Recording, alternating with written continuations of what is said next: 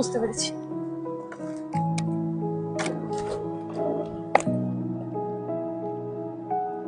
নে খা। তুই খাস নি টিফিন? আজকে হাফ টাইমে বেরিয়ে গেছিলাম, তার খাওয়া হয়নি। একটা কথা বলবো? বল। তুই বেকার আমার আশায় বসে আছিস। আমি কবে ভালো জব পাবো, কবে সবকিছু গোছাবো আমি নিজেই জানি না। তার উপর তোকেও তোর বাড়ি থেকে বিয়ের জন্য প্রেশার করছে, আর তুই সেগুলো আমার জন্য ম্যানেজ করছিস। আমার মতো বেকার ছেলের জন্য তুই কেন এগুলো ফেস করতে যাবি? আর সত্যি বলতে তুই আমার থেকেও ভালো ছেলে ডিজার্ভ করিস। তুই এত কিছু কবে থেকে ভাবছিস? আর বাড়ি নিয়ে আমি একটুও ভাবছি না।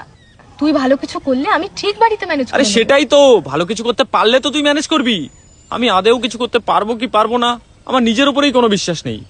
কিন্তু আমার তোর উপরে পুরো বিশ্বাস আছে।